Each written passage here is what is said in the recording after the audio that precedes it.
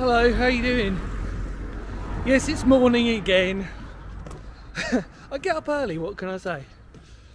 I am in my favourite place in all of Surrey. I'm in Farnham, and I'm at a place that I'm very familiar with, but never actually made a video on. In fact, I'm very familiar with the whole area. I love Farnham. If I had, it would easily be, well, it's my #1 place in Surrey that I want to live if I could. And although it's quite noisy, but then I'm on the main road. Anyway, as you probably guessed, I'm doing today Farnham Castle, which is a beautiful castle which I thoroughly recommend you should explore should you be in the area. More importantly, because you get to visit Farnham. I'll tell you what, Farnham. If you live in Farnham and you'd like to give me a house, that's fine. Just give me a house or a flat somewhere I can live in Farnham. I know I mentioned a couple of other places that I like to live, Rye and Glastonbury, but Farnham, you're pretty good for me. Lots of memories. Anyway, I'm now walking around the outer perimeter wall of the castle, but we need to go inside and actually explore it. And you need to get your history lesson. So what we're waiting for, let's go, come on.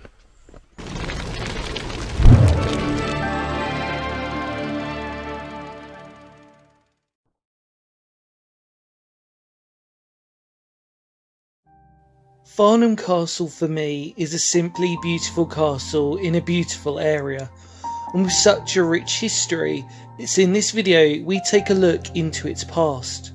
Built in 1138 by Henri de Blois, who was the Bishop of Winchester, grandson of William the Conqueror, Farnham Castle became the home of the Bishops of Winchester for over 800 years.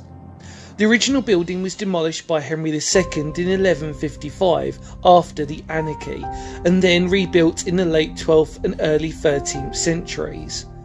Then, in the early 15th century, it was the residence of Cardinal Henry Beaufort, who presided at the trial of Joan of Arc in 1431. It was for this reason that St Joan of Arc's church in Farnham is dedicated to her.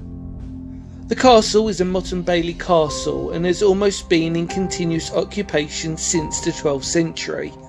As for a building as old and historic as this, it's seen many design changes throughout its life. One of the most famous periods in history came during the Civil War, when on the 1st of December 1642 a parliamentarian force attacked the royal garrison stationed at the castle, and after 3 hours of fighting the royalist army surrendered in what would be remembered as the storming of Farnham Castle. In its last note on history's timeline, it came during World War II, when it was used as the home of camouflage development and training. Since then, the castle's keep is now under the guardianship of English Heritage, and the rest of the site, including the Bishop's Palace, is now run by Farnham Castle itself, with the help of the Heritage Lottery Fund. And for all of this, it truly is an impressive place, and well worth a visit should you be in the area.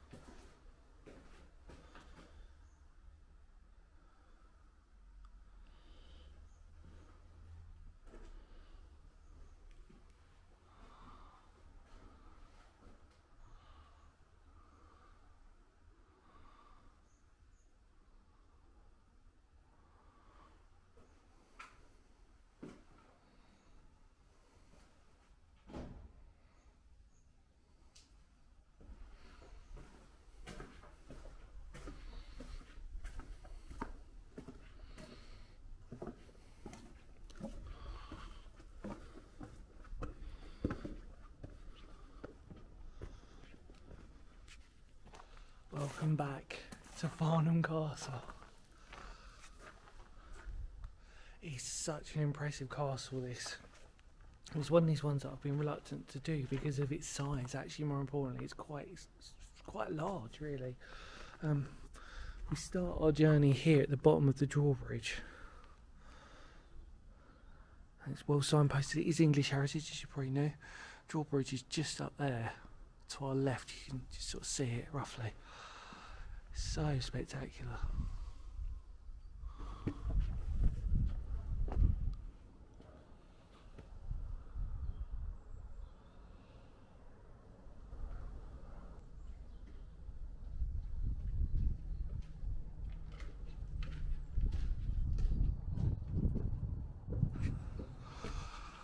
Right, so we're now at the drawbridge, the gatehouse, overlooking.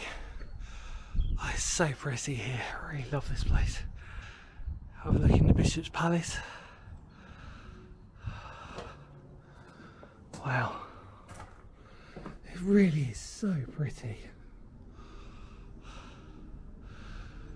I'm amazed, really. Like, I've spoken to a few people about this place before in the past, and not many people have visited it, and I think actually one of the main reasons is that it's, I wouldn't say it's an intimidating place to visit, but it's a strange one, because the Bishop's Palace, they hold private functions here, and it's really the main keep, and the main, I suppose the main section of the castle you can visit as the public for English heritage, but there's a lot more around here that isn't accessible to the public.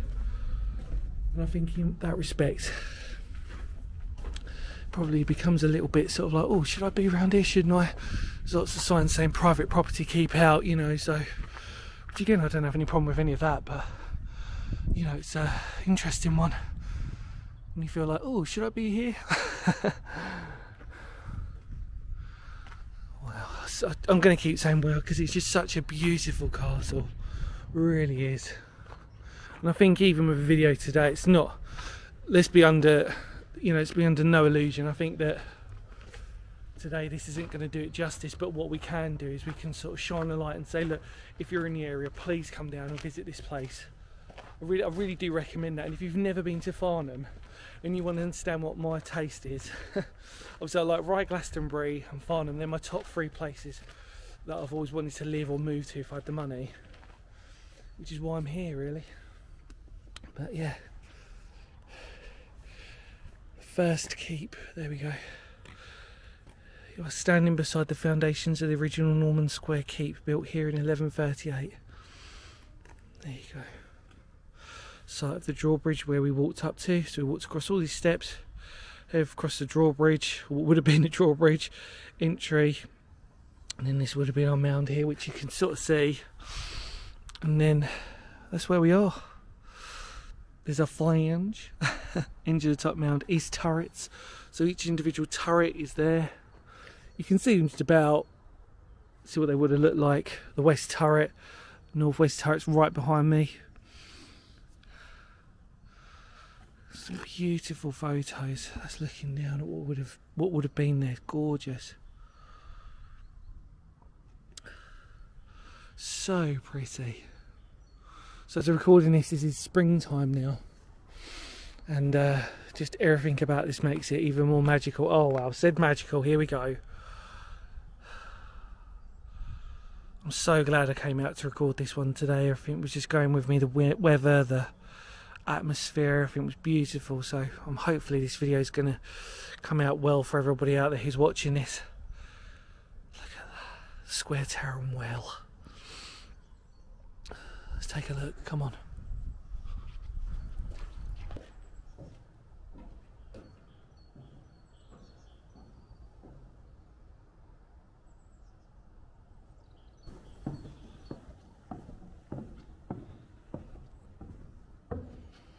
Okay, so warning for everybody, if you do visit, if you're afraid of heights, this isn't going to be good for you. Look at that. That is pretty darn deep.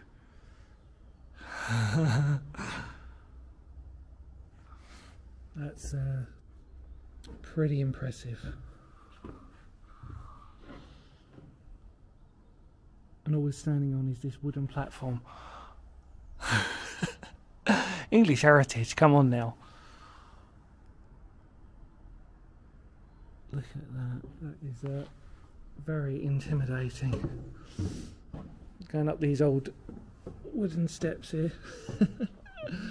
No, it's perfectly safe. It's like scaring you.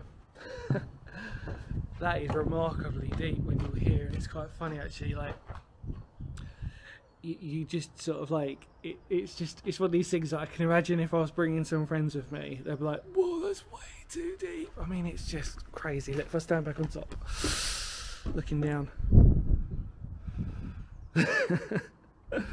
That's really mental. I love it.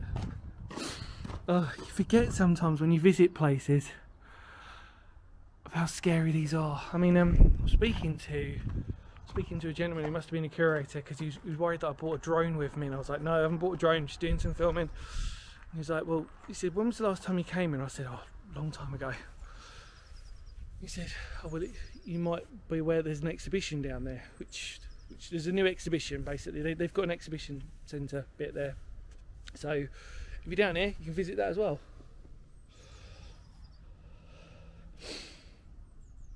Brings back so many memories. I visited this place once, and it was a while back now. I'm desperately trying to think how long ago it was, but it was a while back. And it's just such a beautiful place to visit, and it sort of, it really does make you think about a lot of things when you revisit somewhere you haven't been in a very long time, and you sort of say to yourself, well, you know, what does this bring back? What memories does this rekindle? Does it disappear memories? Does it eradicate some memories that you're familiar with? Do you know what I mean by that? I think we've all been in the same situation where we've explored places and we haven't been to them in a while, and then we come back to them and then we realise, oh, you know, like, I wonder what vibe this is giving off now, you know what I mean? Is it a different feeling? Well, of course it is, but is it a different feeling in a good way, or is it in a bad way, you know?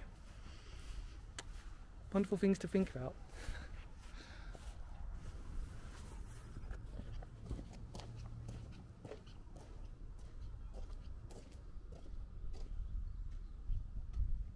Okay, so we're now standing by one of the towers, but what I want to really illuminate is obviously what we saw when we were walking around, is how high we are up when we're here.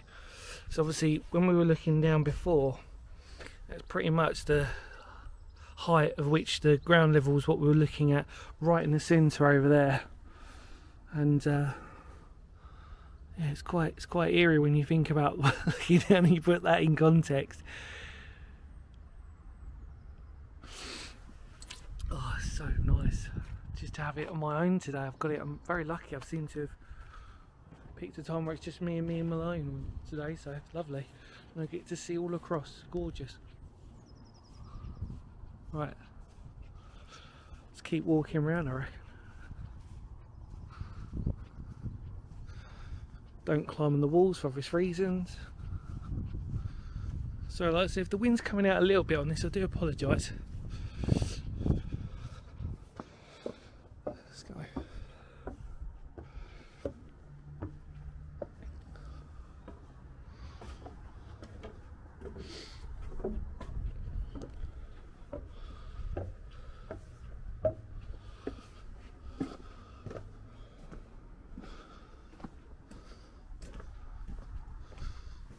And if you're not a fan of heights, it's probably not the most ideal thing for you to look at, but I love it. Here we are, the Shell Keep, looking all around it. So obviously this is its inner design. There's our drawbridge, which we're situated on at the moment, and the gallery, which we're pretty much stood on top of now. And then there's our well, which we're situated over just yonder, site of the tower, top of the moat, sorry, moat, here we go again, moat. It's one of our arrow slits, looking through. Oh, look at that, see all across Farnham, that's spectacular.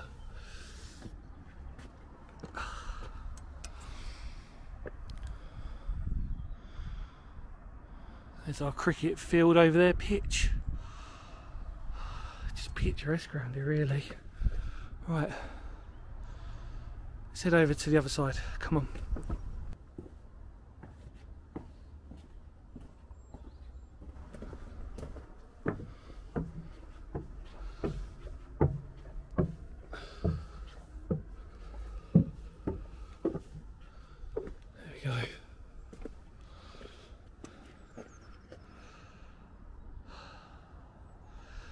That is a sight I will never ever get hold of. Looking down onto Farnham itself, gorgeous. I like Farnham, like I said, it is one of my favourite places. I don't visit it enough for obvious reasons. That I'm quite a big believer these days that if you visit somewhere too much, you lose that love and that passion for it. Which is why actually I haven't visited this place in a long time, because I just want to keep that romantic element of why I like it here. The drive down is a little bit sketchy from Kent. Obviously you go on to the Hog's Back through Guildford for me. It's not the best road to go down into, but you know, when you're here it's so worth it. I don't know why, I don't know why I like Farnham, but I just do. The people are really nice. The shops used to be amazing. I don't know if they still are. I mean, like I said, I haven't been down here in a good few years. Was the last time I came down here, but it was longer than that I came down to actually visit this castle. So the last time I came down here, that was a beautiful memories that I had then, and it's quite sad actually. I sort of, on a personal note, I kind of drove past a couple of places that I had a few really lovely memories, and it was just so nice. But like I said before, that's really, this video sort of encompasses a lot of things, doesn't it? It talks about our memories, it talks about the importance of why we like certain places, you know. And for me, yeah, so if you're rich and you want to buy me a place in Farnham, Glastonbury or Rye, remember those three, everybody. If you're rich, I would love you forever and you'd be my best friend. That's it. How do you qualify to be my best friend? Just buy me a house. One of those three places. I'm joking, of course, everybody. Please don't take me literally. So obviously a lot of this stuff you're seeing is obviously where the modifications came from. So it's quite important that we obviously put that in context. Like I said, in one of its earlier phases there would have been these wooden towers that would have been situated on either end. But now obviously the rubble's been left. Obviously you can see that there's sort of fireplaces that would have been located there and there. And then you've got some beautiful arched windows there as well, retaining the arrow slits. And even look, at one point you can see that if that was clear, if that was clean, you would have been able to see right down into the drawbridge itself, which is where we walked up from. So there you go. Right, well, definitely not the end of our journey, so let's keep going.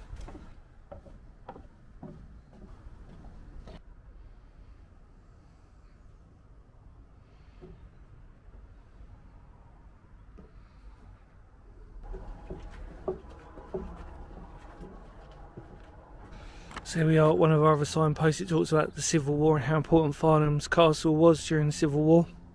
Obviously it stood between King Charles I and the West End's Royalist supporters in Kent. Obviously we're right on that. Farnham's interesting, we're sort of on that border of, you could pretty much draw a straight line across Kent pretty much to Farnham, and it heads down, and obviously Aldershot's on the opposite way, which is Hampshire. So Farnham in a strange way is the last, well, it is the last town really in Surrey before obviously you get to that Hampshire border. It's kind of weird on the map because Hampshire pretty much encompasses Farnham. So yeah, I always used to find that quite an interesting sort of county border there. Here we are on one of our towers again.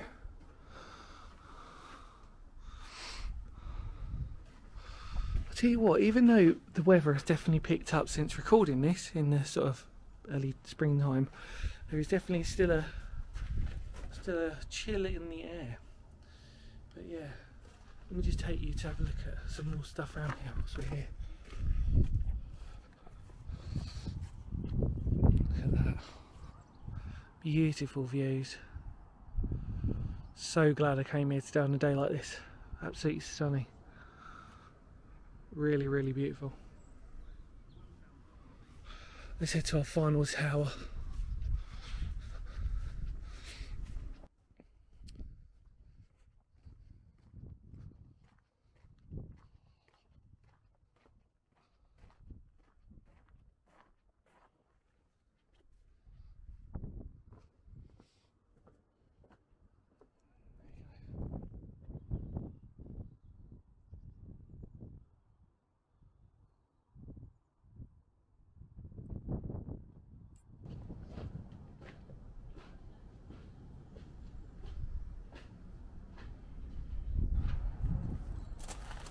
And here we are at the gatehouse.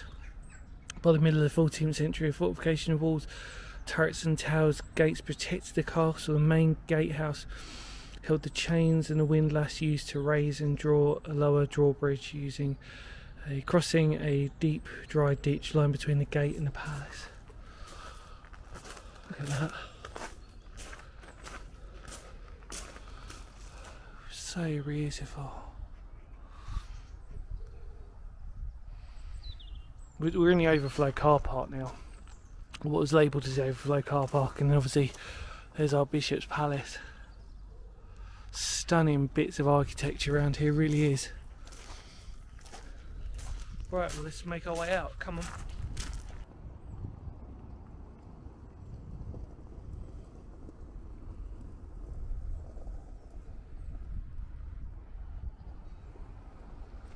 Well, as I make my way out of Farnham Castle, I just wanted to say thank you so much for coming along with me. The only thing we didn't really explore was the outer shell keep around the ditch, really. You've got the outer wall on top of that, which we walked past in the beginning of our video.